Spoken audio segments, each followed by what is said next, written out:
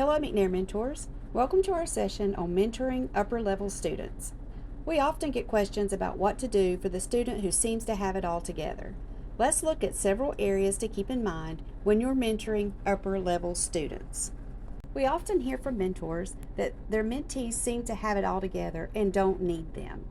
However, you need to know that they do need you. And while they may already look good on paper, there is so much more you can talk to your mentees about than just their grades. Let's begin by looking at who is an upper level student. If you look at a student's transcripts and you can see that they took high school classes in the middle school, you're probably working with an upper level student. You'll also notice that they're taking honors classes and possibly AP classes. They're also being successful in these classes.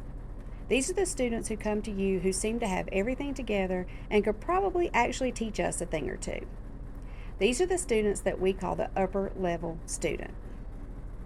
Once you've established that you're working with an upper level student, you may begin to talk to them about the courses that they're choosing to take in the high school.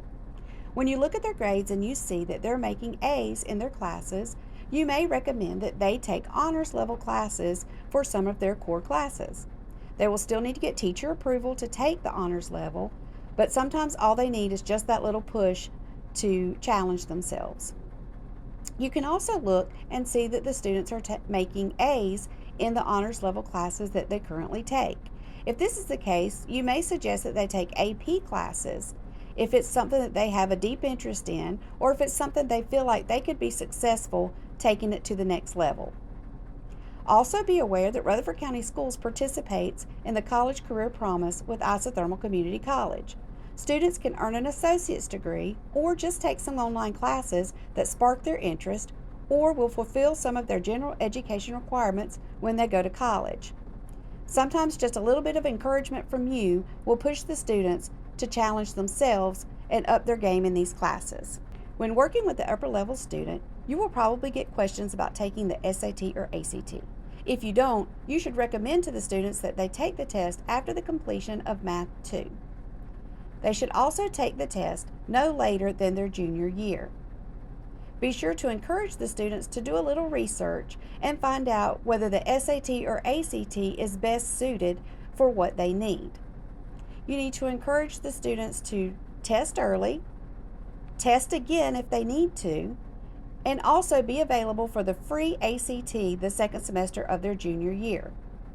It is important that they get these test scores early, as they will need these when applying for college at the beginning of their senior year. Be sure you're talking to your mentees about their extracurricular activities. You want to encourage them to be involved in both school and community activities. And once they are in those clubs or activities, you need to encourage them to seek leadership roles within those clubs. Keep in mind that the upper level student may try to take on more than they need to.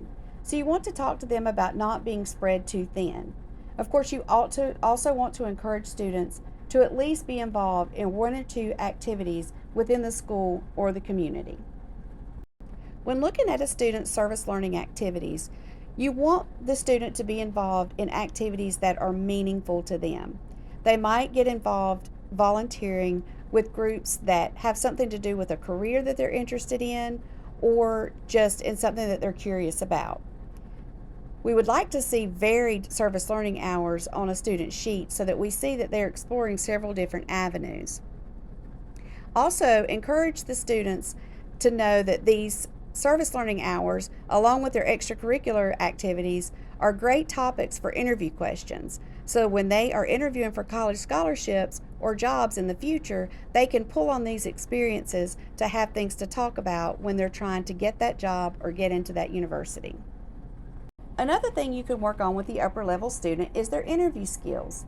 Practice with them their handshake, making eye contact, working on their speech, and their posture. You can also talk to the students about knowing current events, especially the seniors who will be doing scholarship interviews and possibly interviews to get into different programs within the universities. You need to encourage these students to be passionate about what they talk about in their interviews. So they may draw on their service learning or their extracurricular activities to bring personal examples into interviews to set themselves apart. When we work with all of our mentees, we always talk about the ROPE Award. We want to encourage all students to reach one's potential for excellence. We have found that the requirements for ROPE, combined with a high GPA and a high SAT/ACT score, set students up for other outside scholarships. Encourage these higher level students to look for and apply to these top scholarships, as we have seen our ROPE recipients be very successful in receiving other outside awards. When working with the upper level student, be sure to have a talk about college early on. We know that they need to be checking admission requirements and school profiles well before their senior year. They need to find a school that is a fit and a match for what they want to do and where they want to be. We need to encourage them to check application deadlines within their junior year, as some of these applications will need to be filled out during the summer or early on in their senior year. Some schools have early decisions and early application scholarships, so we will need to encourage students to be looking at those within the summer after their junior year or as soon as they get back to school in their senior year. Encourage the students to use CFNC to check out college requirements, profiles, and to find these scholarships. Be sure the student knows their CFNC login, and if they don't, you can refer them to the guidance office to get that so that when it's time to apply, they're ready. The most important thing to take away from this webinar is to encourage your upper level student. Everyone needs a little push, a pat on the back, or a smiling face once in a while. When you sit down with your upper level mentees, they are no different than any other student. They want to know you're in their corner. And even though it may look as if they are on track and don't need your help, they can always use some encouragement. So take your time with the upper level student, look past the report card, and encourage them by being there for them in their mentoring session.